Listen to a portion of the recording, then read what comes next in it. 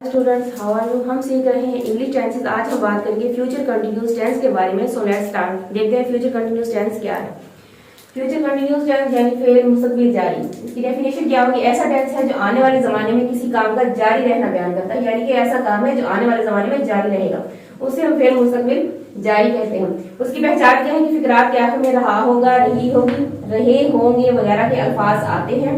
अब हम इसका स्ट्रक्चर देखते हैं। सबसे पहले हम देखते हैं कि स्ट्रक्चर में क्या है। स्ट्रक्चर में सबसे पहले आ जाएगा हमारे पास सब्जेक्ट के बाद हमारे पास हेल्पिंग वर्ब के तौर पे हम यूज करेंगे विल बी या शैल बी। विल बी और शैल बी दोनों में से एक आएगा। उसके बाद वर्ब की फर्स्ट फॉर्म, फिर आईएनजी और उसके बाद ऑब्जेक्ट। अब देखते हैं कि शैल बी कहाँ पे यूज होगा और विल बी कहाँ पे यूज होगा। आई और वी के साथ हम शैल बी का इजाफा करेंगे और उसके अलावा ही, शी, इट, यू, दे के साथ हम विल बी को ऐड करेंगे। अब हम सिंपल सेंटेंसेस की तरफ आ जाते हैं। वो सबक याद कर रहा होगा, वो सबक याद कर रहा होगा। अगर वो हमारे पास मेल है तो उसके लिए भी यूज करेंगे। ही के साथ हमने helping verb will B use करना है। Will be, he will be learning the lesson, he will be learning the lesson. वो कमरे को सजा रहे होंगे, वो कमरे को सजा रहे होंगे। दे will be decorating the room. अब दे हमारे पास है, दे के साथ भी हमारे पास हेल्पिंग वर्ब विल बी ही यूज होगा।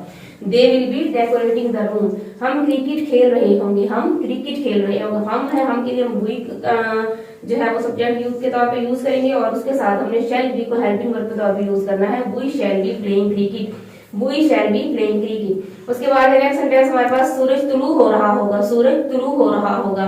सूरज के लिए द सन, सन के साथ भी हम विल बी ही यूज करेंगे। The sun will be rising, सूरज तुलू हो रहा होगा, the sun will be rising.